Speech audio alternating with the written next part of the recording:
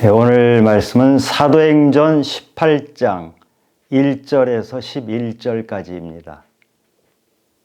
그 후에 바울이 아덴을 떠나 고린도에 이르러 아굴라라 하는 본도에서 난 유대인 한 사람을 만나니 글라우디아가 모든 유대인을 명하여 로마에서 떠나라 한 고로 그가 그 안에 브루스길라와 함께 이달리아로부터 새로 온지라.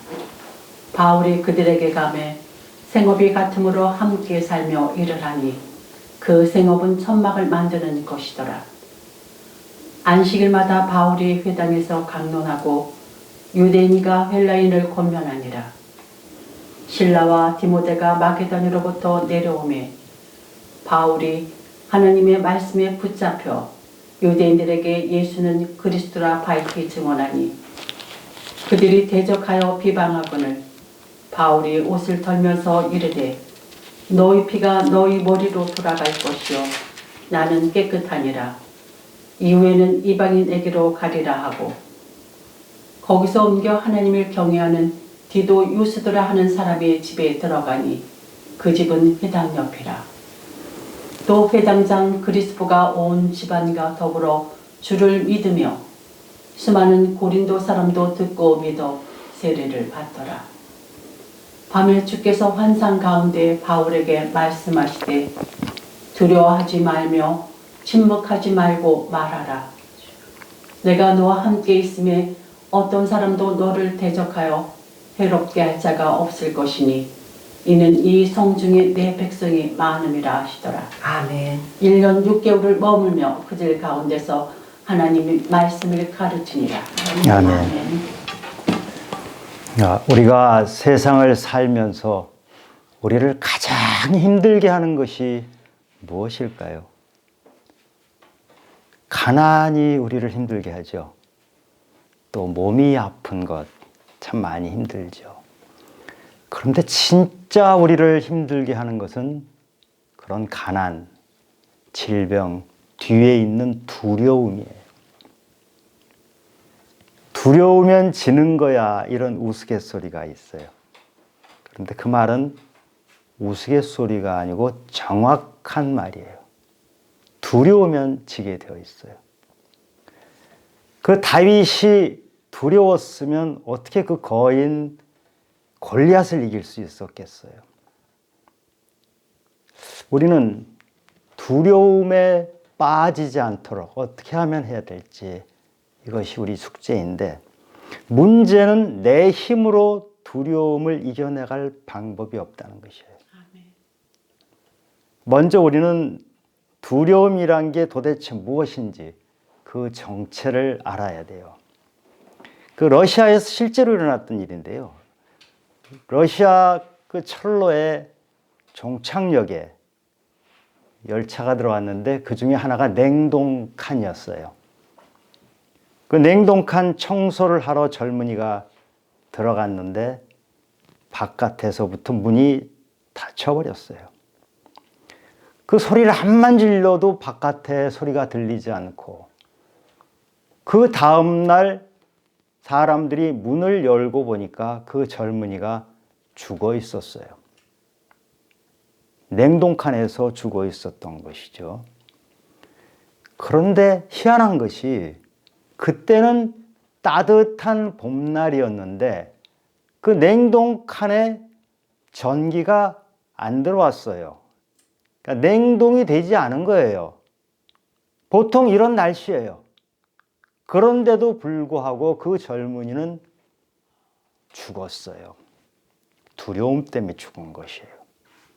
그런데 희한한 것은 그 젊은이 몸을 해부를 해보니까 진짜 얼어 죽은 사람과 똑같이 세포들이 그렇게 돼 있어요. 진짜 얼어 죽은 거예요. 우리 두려움은 정신적으로만 두려운 것이 아니고 몸을 얼어붙게 만들어요.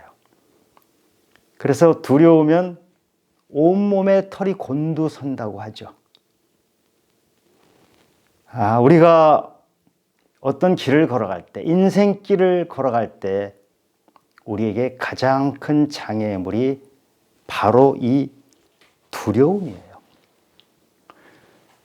이 냉동칸에서 두려움 때문에 얼어 죽었던 이 젊은이처럼 우리가 두려우면 우리는 시체처럼 돼요. 위축이 돼요. 소극적이 돼요. 무기력하게 돼요. 그래서 우리가 앞으로 나갈 수 없도록 만드는 것이 바로 이 두려움의 실체예요. 성경에서는 두려워하지 말라는 표현이 367회나 나와요. 근데 이 두려워하지 말라는 표현 말고도 비슷한 뜻을 가진 것이 굉장히 수도 없이 많이 나와요. 아마 하나님께서 우리 인간들에게 하시는 말씀 중에 가장 많이 하신 말씀이 두려워하지 말라는 말씀일 거예요. 사도 바울이 아테네를 떠나서 지금 고린도에 들어갔는데, 이 고린도에 들어가서 사도 바울이 두려워했다고 표현이 되어 있어요. 지금 사도행전에는 표현이 되어 있지 않지만 고린도전서 2장 3절에 보면은 내가 너희 가운데 거할 때, 즉 내가 고린도에 갔을 때 약하고 두려워하고 심히 떨었노라, 이렇게 말을 해요. 여러분, 우리가 사도행전을 이해하려면요, 서신서를 함께 봐야 해요. 고린도를 이해하려면 사도 바울이 사도행전에서 고린도를 간 것만 가지고는 이해가 되지 않아요. 고린도 전서 후서에서 사도 바울이 고린도인들에게 쓴 편지 안에는 자신이 고린도에서 어떻게 느꼈는지, 무엇을 어떻게 했는지가 많이 나와요. 그래서 반드시 성경을 깊이 이해하시려면 사도행전만 계속 보면 얻는 것이 별로 없어요. 반드시 서신서를 함께 보시기 바랍니다. 그런데 바울이라는 사람은 정말 담대한 사람이에요. 겁이 없는 사람이에요. 루스드라는 곳에는 사람들에게 돌에 맞아서 거의 시체가 됐잖아요. 그런데 그 시체가 됐던 사람이 다음날 다시 루스드라를 또 들어가요. 그리고 다음번 여행할 때 거기를 또 가요. 루스드라만이 아니에요. 바울은 고린도 후서 11장에 보면 수도 없이 어려움을 당해요. 옥에 갇히고 돌에 맞고 매 맞고 바다에 빠지고 강도에 당하고 무지무시한 어려움을 당하는데 한 번도 두려워했다는 표현을 한 적이 없어요. 담대한 사람이에요. 우리가 상상하지 못할 정도의 담대한 이 사도 바울이 고린도에서는 유독히 약하고 두려워해서 떨었다, 이렇게. 왜 그랬을까요? 먼저 바울이 아덴에서 어떻게 했나 한번 볼까요? 바울이 아테네에 도착했을 때, 아테네는 이성을 중요시하는 곳이죠. 철학이 발달했고 학문이 발달한 곳이에요. 그런데 이성이 지나치게 발달하다 보니까 신도 자기들이 만들었잖아요. 우상 숭배를 했던 곳이에요. 근데 바울은 그곳에 딱 가서 이 학문의 도시, 철학의 도시에 보니까 이게 정말 할 만한 거예요. 내가 바로 그런 사람이었거든요. 바울이 가말리엘 문화에서 철학과 신학과 학문을 배워서 통달한 사람이에요. 바울이 장기를 발휘할 수 있는 곳이 바로 아테네였어요. 그래서 아테네에서 바울의 태도는 격분했던 태도가 나와요.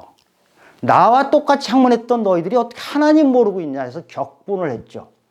그리고 논쟁을 했어요. 토론했어요. 가는 곳마다 아테네에서 토론을 했었죠. 그래서 그 결과가 어떻게 됐죠? 전도한 열매가 별로 신통치가 않았어요. 왜 그랬어요? 바울이 자기 지식, 자기 지혜, 자기 특기를 사용해서 여기에선 진짜 내가 아는 모든 것을 쏟아놓을 수 있겠다고 생각하고 했어요. 하나님을 붙잡는 대신에 자기 특기, 자기 전공을 살려서 했는데 아무런 열매가 없었어요. 그래서 바울이 이 아테네를 떠나서 고린도로 왔어요. 아테네를 떠날 때 바울은 마음이 허탈한 심정이잖아요. 별로 얻은 것이 없었기 때문에 이제 고린도를 왔어요. 고린도는 아테네로부터 남쪽으로 한 60km 정도 떨어진 곳이죠. 근데 고린도는 무역 도시고요. 굉장히 큰 도시예요. 당시 인구가 65만 정도였는데요. 지금으로 치면 서울이나 뭐 북경이나 뉴욕이나 거의 이 정도 되는 도시예요. 굉장히 큰 도시가 고린도라는 도시인데 무역 도시라서 돈이 굉장히 많았잖아요. 그래서 쾌락의 도시고 사람들이 완전히 놀고 쾌락을 즐기고 음란한 도시였잖아요. 거기에 있는 아프로디테 신전에는 여자 사제가 1000명이 있었는데 사실은 전부 창녀였어요. 또 아폴론 신전이라고 있는데 거기는 남창이었어요. 아주 음란한 도시가 바로 이 고린도라는 도시였어요. 바울이 이 고린도라는 도시에 도착했을 때 아테네에서는 자기가 정말 익숙하게 할 수 있을 것 같았는데 안 됐잖아요. 고린도에 보니까 바울이 자기하고는 전혀 다른 인간들이에요. 마치 바울의 눈에 무슨 좀비들이나 아니면 자기가 우주에 뚝 떨어져 있는 것 같이 그런 상황이에요. 이거 뭐 어떻게 이런 사람들 데리고 뭐를 전하나 이런 생각이 들어서 굉장히 두려웠던 것이에요. 우리가 그렇지 않겠어요? 만약 어떤 곳에 갔는데 그 도시가 전부 좀비들이 왔다 갔다 하면은 얼마나 두렵겠어요. 내가 할 수 있는 게 뭐가 있겠어요. 그런데 이 두려워하는 바울에게 하나님이 주신 말씀이 9절 10절 밤에 주께서 환상 가운데 바울에게 말씀하시되 두려워하지 말며 침묵하지 말고 말하라. 내가 너와 함께 있음에 내가 너와 함께 있음에 어떤 사람도 너를 대적하여 해롭게 할 자가 없을 것이니 이는 이 성중에 내 백성이 많음이라. 이렇게 얘기하셨어요. 두려워하는 바울에게 하나님이 주신 응답이 내가 너와 함께 있다. 이 말씀이에요. 그런데 바울이 하나님하고 함께 안 있었어요, 그럼? 바울은 전도여행 출발할 때부터 성령이 보내심에 따라서 그는 가는 곳마다 환상 중에 주님을 만나고 환상에 이끌리고 주님이 성령이 이끌려서 계속 갔었어요. 지금 그러면 갑자기 고린도에서는 하나님이 갑자기 안 계신 거예요? 계셨는데 바울이 그 좀비 같은 사람들을 보다 보니까 하나님을 시선에서 놓쳐버린 거예요. 우리 두려움은 하나님이 안 계셔서 들어온 것이 아니고 나의 시선에서 하나님을 놓쳐버릴 때 두려운 것이에요.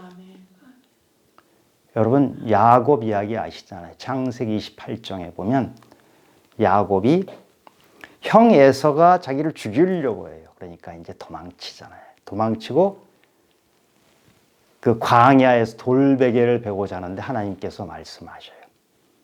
내가 너와 함께 할 것이다. 너를 지켜주고 너를 인도해서 다시 돌아오게 할 것이다.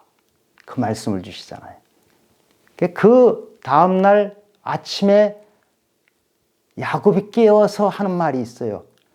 하나님께서 여기 계시거늘 내가 알지 못하였도다. 하나님이 계시는데 안 계시는 게 아니고 계시는데 내가 계시는 걸 알지 못하다 보니까 내가 너무 두려웠구나 이 말이에요.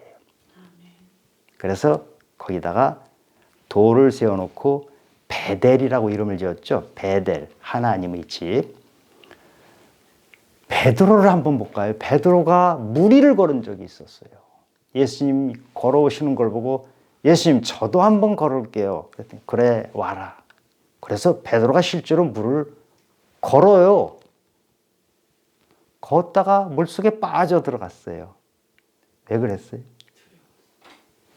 예수님을 바라보고 걷다가 풍랑을 바라보니까 빠져 들어갔어요. 예수님은 그 자리에 그대로 계셨어요. 그런데 베드로의 시선이 예수님이 아니고 풍랑으로 시선이 들어가는 순간 베드로는 두려워서 물속으로 빠져 들어갔던 것이에요. 하나님은 여전히 계시지만 우리가 그 시선을 놓쳐버릴 때 우리는 두려워서 물속으로 빠져 들어가는 거예요. 우리 믿음의 사람들은 두려워하지 않죠? 두려움이 없나요? 안 그렇죠. 믿음의 사람도 두려워요. 그런데 믿음의 사람은 두려움에 잠깐 들어가지만 이 냉동칸에 갇혔던 청년처럼 두려움이 나를 지배하도록 하지는 않아요. 하나님을 믿는 사람은 두려움에서 빠져나오게 돼 있어요. 요한 1서 4장 18절에 보면 여러분 다 아시는 구절일 거예요. 하나님은 사랑이신데 하나님 사랑 안에 있으면 두려움이 없고 온전한 사랑이 두려움을 내어 쫓느니라고 했어요. 온전하신 하나님, 사랑이신 하나님이 우리와 함께 있으면 두려움이 잠깐 들어올지라도 내어 쫓아버리세요. 하나님이 내어 쫓아버리시는 거예요. 그 상담하시는 분이 이 유튜브에서 이렇게 하시는데 조회수가 뭐 10만회 막 이렇게 돼요. 비슷한 것들을 제가 상담하시는 분들 걸 보면 두려움을 직면하라 그래요. 두려움에 들어가라 그래요. 근데 그렇게 해서 두려움이 없어져요?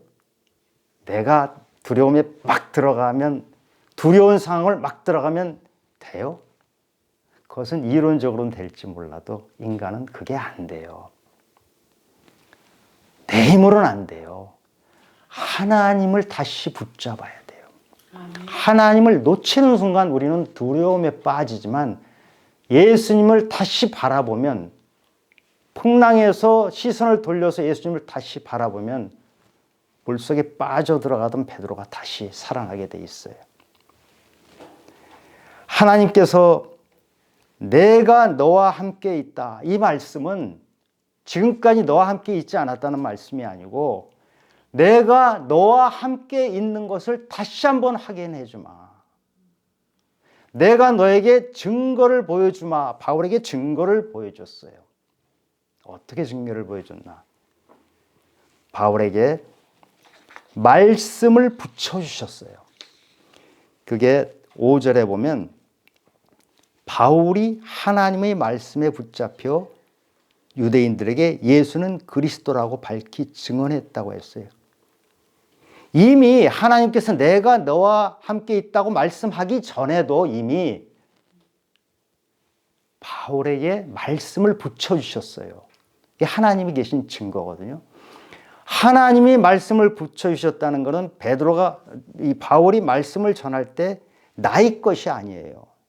내 지식이 아니에요. 아테네에서는 자기 지식 가지고 토론하고 쟁론하고 했잖아요. 그런데 두려웠던 바울이 이제는 내 것이 아니고 하나님이 주신 것, 하나님이 말씀을 붙여주신 것, 그것을 붙잡고 그대로 말씀을 전한 거예요.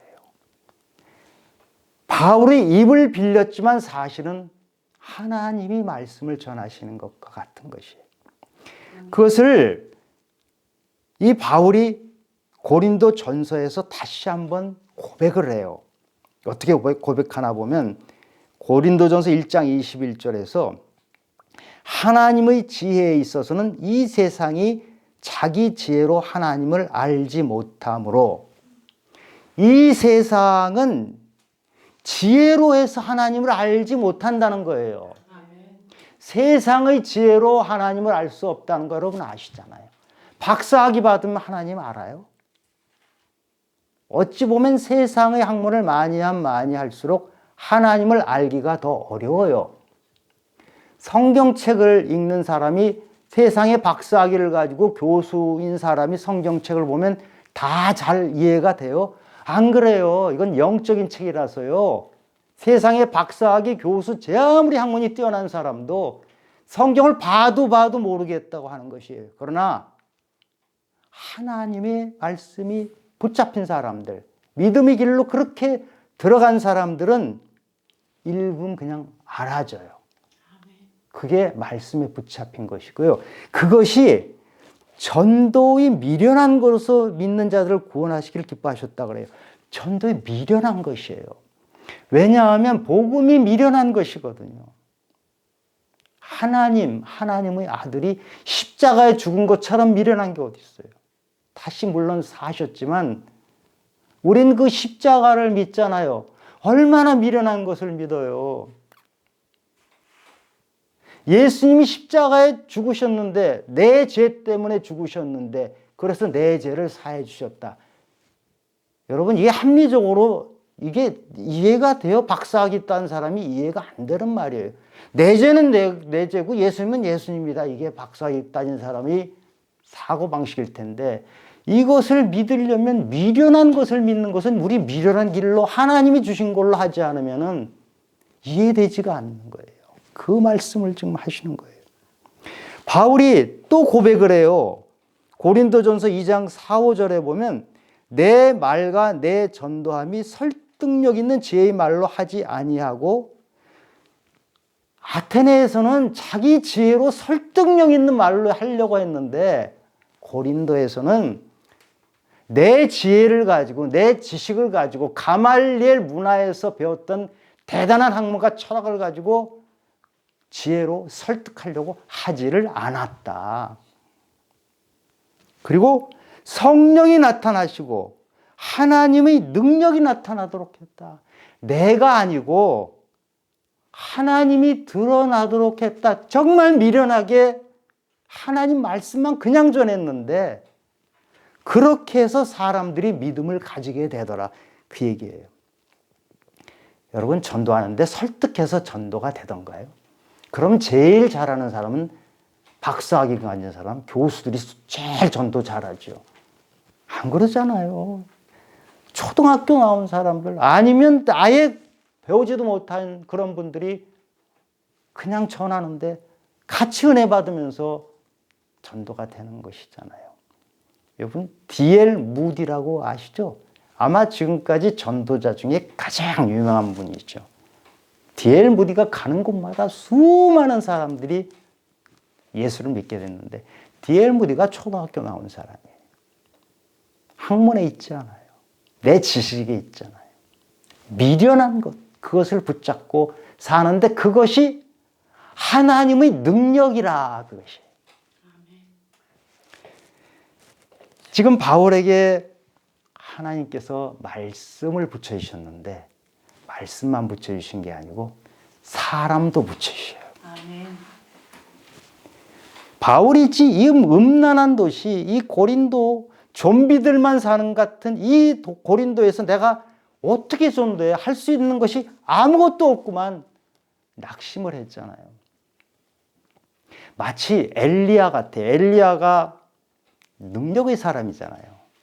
850명의 바알 선지자, 아세라 선지자를 맞짱을 떠가지고 한 번에 거꾸로 들었던 그 엘리야가 그 아합의 아내 이세벨한테 낙심해가지고 쫓겨가지고 하나님께 하소연해요. 하나님, 나 혼자만 남았어요. 아무도 없어요. 나 이제 못하겠어요. 그때 하나님 뭐라 그러세요? 7,000명을 너에게 붙여놨다. 지금 아무도 안 보이지? 너 혼자인 것 같지? 안 그래. 7,000명이 너와 함께 할 거야. 아멘. 지금 바울에게 내 백성이 있다. 그 말씀을 이 성 중에 내 백성이 많다. 그래서 붙여준 사람이 처음 붙여준 사람이 아굴라와 브리스길라 부부예요. 하나님은 지금 환상 중에 이 말씀을 하시기 전에 이미 붙여주셨던 거예요. 아굴라와 브리스길라 어떤 사람인가요? 태어나기는 그 터키 북쪽의 본도, 폰티스라고 하는데 본도에 태어났다가 로마에 살던 사람이에요. 로마에 살다가 로마에서 유대인들끼리 다툼이 생겨서 폭동이 일어나니까 글라우디오 황제가 유대인들을 전부 추방시켜 버렸어요. 로마에서. 그때 추방돼 가지고 고린도에 왔던 사람이에요. 이 사람들이 텐트를 만들면서 먹고 살면서 살던 사람인데 바울이 고린도에 가서 이 사람들을 만나서 바울도 텐트를 만들 줄 알잖아요. 그 집에서 숙식하면서 텐트를 함께 만들었어요. 그 텐트를 만들면서 또 저녁 때 되면 셋이 같이 이야기하면서 하나님 얘기를 하루 종일 며칠을 하지 않았겠어요. 삶을 그렇게 나누면서 귀한 동역자가 된 거예요. 하나님이 준비하신 거예요. 로마서 16장 4절에 보면 이 아굴라와 브리스길라 이 부부가 얼마나 귀한 동역자인지 알 수 있어요. 이 로마서는 이 로마서를 쓸 때 이 아굴라 브리스길라 부부는 이제 로마에 다시 돌아가서 살았어요. 글라우디오 황제의 그 명령이 이미 그분이 돌아가셔가지고 다시 로마에 들어가서 할 때 로마에 보낸 편지에서 이렇게 말을 해요. 로마서 16장 4절에 그 부부들은 내 목숨을 위하여 바울의 목숨을 위하여 자기들의 목까지도 내놓았나니 여러분 이런 동역자 자기들이 목까지도 내놓았나니 나뿐 아니라 이방인의 모든 교회도 그들에게 감사하니 이렇게 말했어요. 이런 귀한 동역자 부부를 붙여준 거예요. 근데 놀라운 것은 지금 고린도에 온 것이 바울이 쫓기듯이 왔거든요. 아덴에서 그냥 허탈하게 낙심하고 여러 가지도 하고 여기서도 지금 허탈한데 쫓기듯이 왔던 바울이 지금 아굴라와 브리스길라도 로마에서 추방되어 온 사람들이에요. 이 사람들을 만나도록 한 게 하나님이죠. 하나님이 이렇게 동역자를 붙여주시는 거예요. 인간이 만나려고 그래서 인간이 이게 되겠어요. 모든 것을 하나님께서 아시고 준비하시고 딱 만나게 그렇게 하신 거예요. 그래서 하나님이 말씀하신 대로 이 성중에 내 백성이 많음이라 좀비들만 사는 줄 알았어요. 안 그렇다. 여기에 하나님의 자녀들이 많이 있다. 그래서 고린도 교회는 아주 큰 교회가 됐고 바울은 고린도에서 1년 6개월을 머물면서 전도를 했어요. 그리고 바울은 고린도의 편지를 4번 띄어요. 성경책에는 고린도 전서 후서 2개만 남아있지만 고린도 전서 전에 하나의 편지를 쓴 게 있어요. 그게 고린도 전서 5장 9절에 보면 내가 너에게 쓴 편지라는 표현을 해요. 고린도 전서 이전에 편지를 한번 썼어요.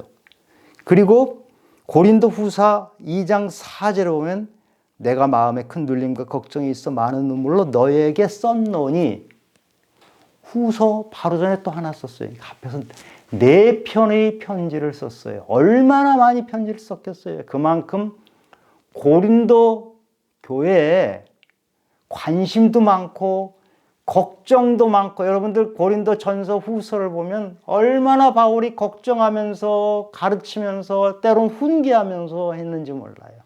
그만큼 애정을 가진 교회가 된 것이에요. 하나님께서는 우리 생각을 뛰어넘는 분이에요. 내가 할 것 같은데 내 생각으로 될 것 같고 내 지혜로 내 지식으로 하면 될 것 같은데 그것이 아니고 내가 한다. 하나님은 그렇게 말씀하세요. 우리가 내 것을 내려놓으면 그때 하나님이 본격적으로 일을 하세요.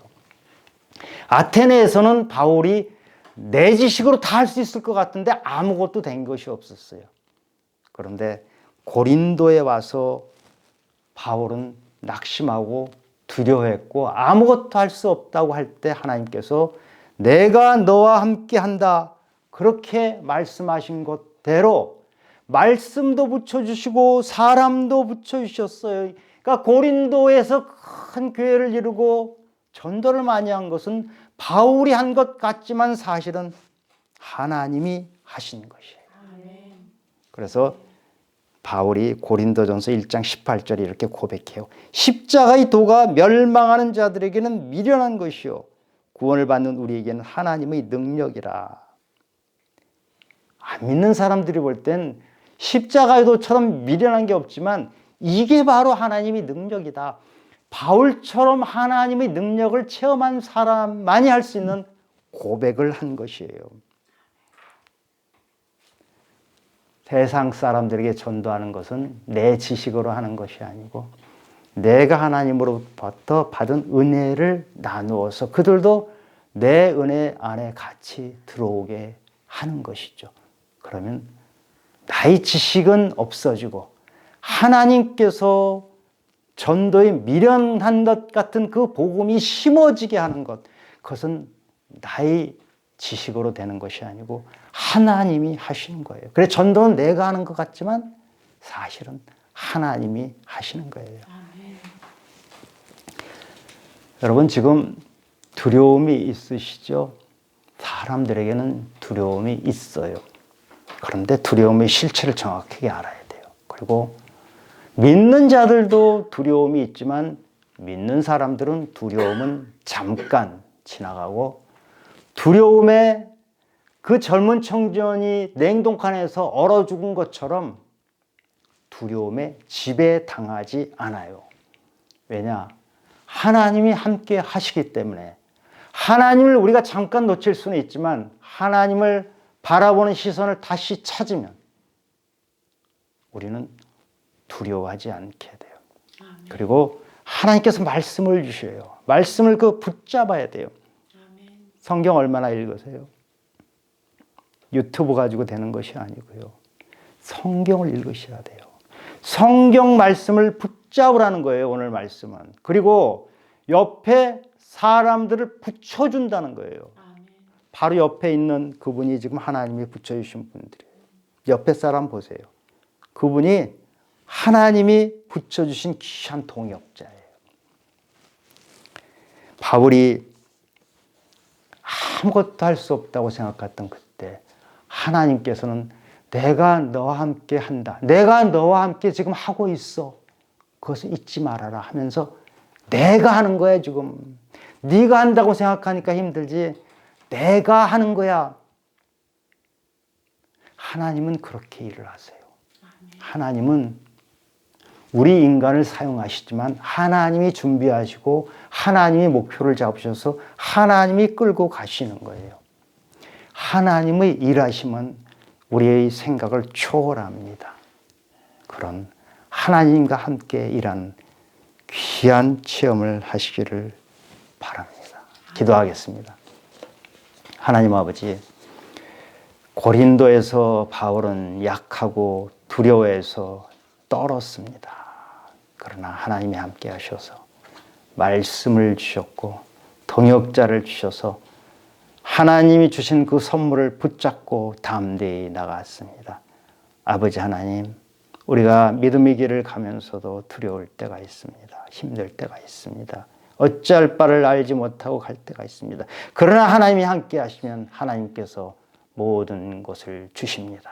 내가 알지 못하는 것들, 나는 상상도 하지 못하는 것들을 주님께서 주실 때 그것 붙잡고 가는 우리 귀한 성도님들이 되시기를 예수 그리스도 이름으로 축원합니다. 아멘. 아멘.